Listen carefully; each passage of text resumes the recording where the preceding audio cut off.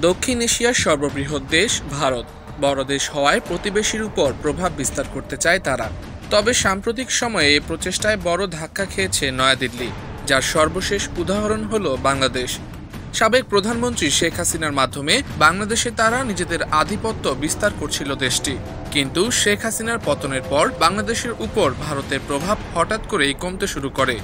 অন্যদিকে ঘোর ভারত বিরোধী এবং চীনপন্থী হিসেবে পরিচিত নেপালের কেপি শর্মা ওলি নতুন করে আবার ক্ষমতায় এসেছেন। আরেক প্রতিবেশী মালদ্বীপ, যেখানে ভারতের প্রভাব কমে গেছে। 2023 সালে দেশটির নতুন প্রেসিডেন্ট হন মোহাম্মদ মুইজ্জু। চীনপন্থী এই রাজনীতিবিদ ক্ষমতায় এসেই মালদ্বীপ থেকে প্রথমে ভারতীয় সেনাদের প্রত্যাহার করেন।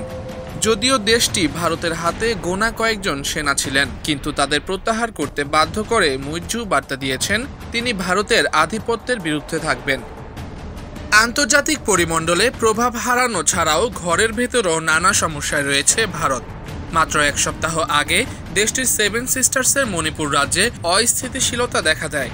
সেখানে হিন্দু ধর্মাবলম্বী মেইতে এবং খ্রিস্টান ধর্মাবলম্বী কুকিদের মধ্যে সংঘর্ষ শুরু হয়। এই সংঘর্ষে রকেট, ড্রোন সহ অত্যাধুনিক অস্ত্রের ব্যবহার দেখা যায়, যা চিন্তিত করে তোলে স্থানীয় প্রশাসনকে। মণিপুর নিয়ে যখন ভারতে উত্তেজনা চলছিল, তখন আবার খবর আসে তাদের অরুণাচল প্রদেশের 60 কিলোমিটার অভ্যন্তরে প্রবেশ করেছে চীনের সেনারা। এমনকি চীনারা সেখানে একটি ক্যাম্পও স্থাপন করেছে। এছাড়া জম্মু ও কাশ্মীরে স্বাধীনতাপন্থী সশস্ত্র গোষ্ঠীর সঙ্গে প্রায়ই ভারতীয় সেনাদের সংঘর্ষ হচ্ছে। এতে সেনাদের মৃত্যুরও ঘটনা ঘটেছে। গতকাল শনিবার কাশ্মীরে 2 ভারতীয় সেনা প্রাণ হারান। গত কয়েক মাস এমন সংঘর্ষ কম থাকলেও সাম্প্রতিক সময়ে এটি আবারও বৃদ্ধি পেয়েছে।